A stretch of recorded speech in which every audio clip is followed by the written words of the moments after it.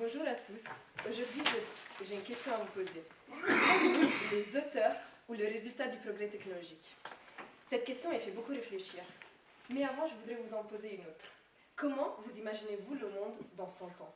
C'est une interrogation qui peut donner de l'espoir ou même mettre mal à l'aise.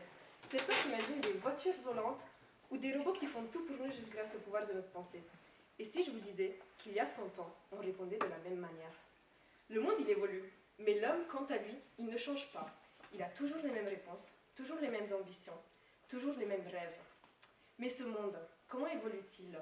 Grâce aux grandes découvertes, bien évidemment. Rien qu'au XXe siècle, la science avançait à des grands pas dans tant de domaines. On a eu des inventions qui impactent notre quotidien comme Internet.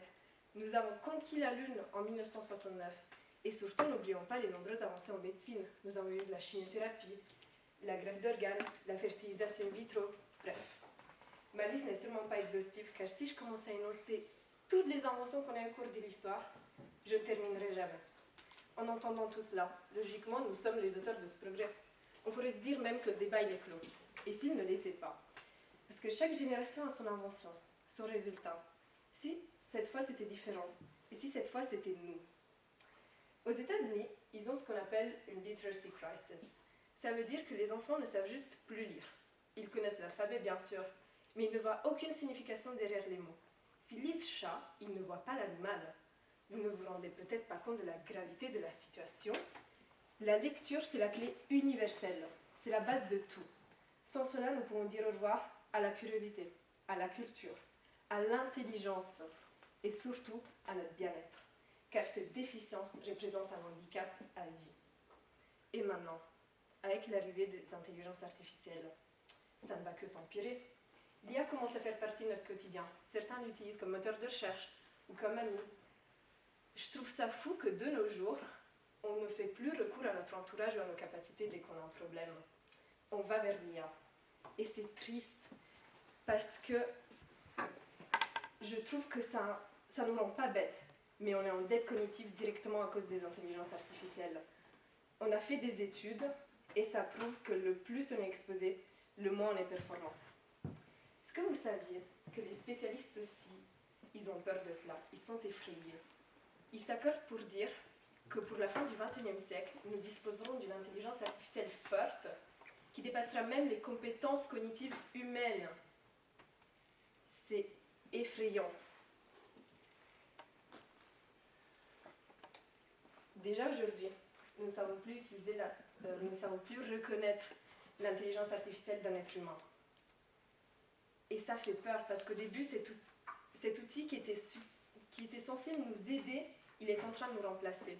On pensait qu'on allait juste l'utiliser dans les sciences appliquées.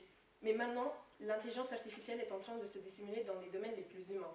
Elle est dans l'art, elle est dans la littérature. Même maintenant, si vous allez sur Spotify, vous pouvez trouver des chanteurs qui sont entièrement inventés par l'intelligence artificielle. Nous avons des acteurs IA. Est-ce normal? Non. C'est effrayant et ça doit l'être. Et si justement, avec cette peur, avec cette frayeur, on essayait de vivre comme une intelligence artificielle ou comme un robot? Et si je vous disais que nous le faisons déjà? Vous connaissez tous le style de vie, métro, boulot, dodo. On se réveille tôt pour ne pas rater un train. On arrive à un travail qui ne nous passionne pas, on nous demande d'accomplir des tâches monotones derrière lesquelles on ne voit aucun objectif. On est consommé par notre travail parce qu'après on rentre, on mange et on va dormir. Épuisé, mais c'est avec l'impression de n'avoir rien fait de sa journée. On n'a même plus le temps pour ce qui fait vibrer nos âmes, ceux qui nous passionnent. En vivant comme cela, on stagne, on n'apprend plus, on n'évolue plus. Émile Cioran, le philosophe, il nous a dit que Socrate, la veille de sa mort, était en train d'apprendre un air de flûte. On lui demanda à quoi cela te servira-t-il et répondit à savoir cet air avant de mourir. Alors que Socrate était en prison, condamné à mort, il ne cessait pas d'avoir soif de connaissance, soif de savoir. Il avait un désir d'apprendre jusqu'au dernier moment de sa vie.